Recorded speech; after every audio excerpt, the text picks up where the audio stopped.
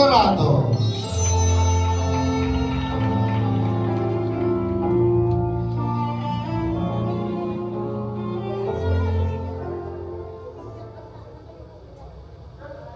Hello everyone, just a short story about why we are here celebrating Casey's 18th birthday. Ano kayo ko umiyak? Si ate pinaiyak ako kanina. 10 years ang age gap ni Chloe and Casey.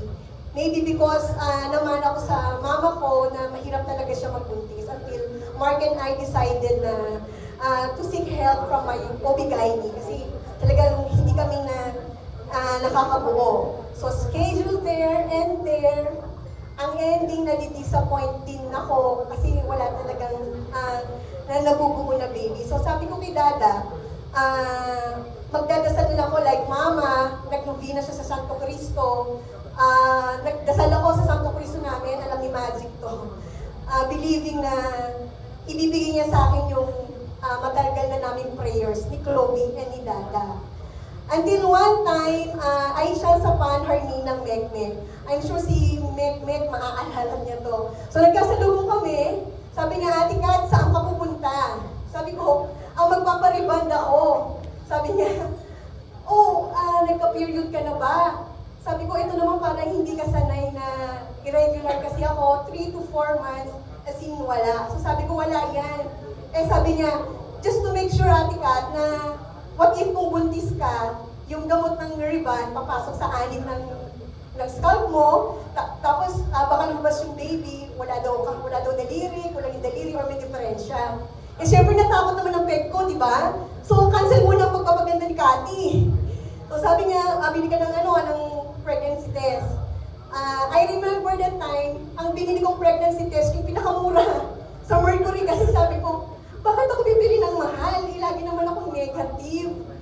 So, buli ako, and then sabi nila, yung first urine in the morning, yun daw yung accurate. But then I woke up at 2 a.m. So, out of curiosity, nag-test na ako. Ang result, yung first line, ang liwa-liwanag.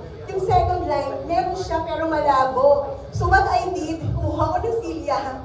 Tumuntong ako lahat ng light sa bahay namin, tinapak ko yung pregnancy test. Sabi ko, meron talaga kahit malabo, meron siya. So sabi ko, siguro kasi ang mura ng binili ko na pregnancy test, kaya ganun siya. So tawag ako sa barangay ho, that time, barangay official ako, sabi ko sa tanod, pwede ba ibili mo ako ng 3 different brands of pregnancy test, yung mahal na ha, kasi para sure. So I waited till morning, nung nag-test ako, malabo pa rin yung second line, but that time, medyo clear siya compare mo sa una. Sabi ko, oh my God, buntis si Cathy. So that time, si Dada was at his company outing. Ewan ko, paring Rico and paring Randy, kung kasama kayo sa Laguna noon. I called him up. Sabi ko, Da, umuwi ka na, buntis ako. Hindi siya naniniwala. Sabi niya, pinauwi mo lang ako.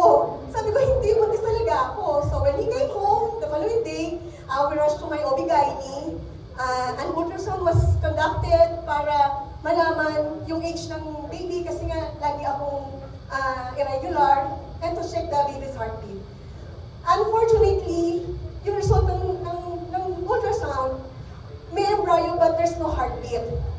I still remember the exact words of my OB-GYN. Sabi niya, walang heartbeat yung embryo mo if you will compare it to an egg. The egg is deformed. Sa Tagalog, bugok daw yung itlog. So, syempre, depressed na naman si Cathy. Uwi kami ni Mark, i-cry ako. Punta ako sa Santo Cristo, sabi ko, Lord, bigay mo na kasi 10 years na, the waiting. Si Ate Chloe, gusto nang maging ate. So, sabi ko, yeah, we have to remove the embryo kasi makakompromise yung health mo, pwede kang mawala. But I said no, kasi 10 years kami naghintay ni Mark at nararamdaman kong hindi buhay. So, sabi ko, Dok, nagmarunong pa ako, sabi ko, Dok, baka naman kasi bago lang, kaya wala pang heartbeat. Kasi nga, di ba, schedule eh. So, hindi ko alam kung kailan nabuo. So, tawa lang si Doc, sabi niya, sige, let's wait for a few more days. Tapos, kapag may bibigay ako sa inyo gamot, then let's do another ultrasound. Pag wala talagang heartbeat, we have no choice but to remove it dahil malalasong ka, pwede ka mamatay. So, yun, nagdasal na ako. So, ito na, nakatawa si Tata. So, second ultrasound, talagang thank God, to God be the glory. Glory, ang lakas-lakas na ng heartbeat ni Casey that time. Who would have believed na yung bugok na itlog na muntik pang mawala have grown out to be a beautiful lady. Siyempre maganda ang mami, kaya maganda rin ang anak. Walang kumontra. Nakikita ko si Boss Jun, tumatawa. She have grown out to be a kind daughter like her Ate Chloe. She is talented, and she is smart and a consistent honor student. Casey, you are such a lucky bunso and blessed for having the kindest and loving Ate Chloe. I know that at this time, there is a part in your heart na malungkot ka. I saw you and Ate Chloe crying the other day. Kung pwede lang lumipad si ate, she will be here.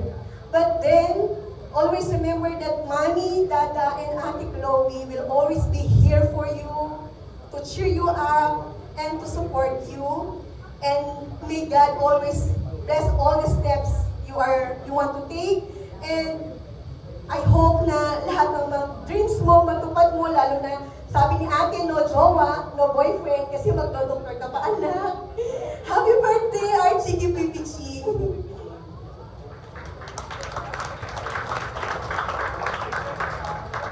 Thank you so much. Once again,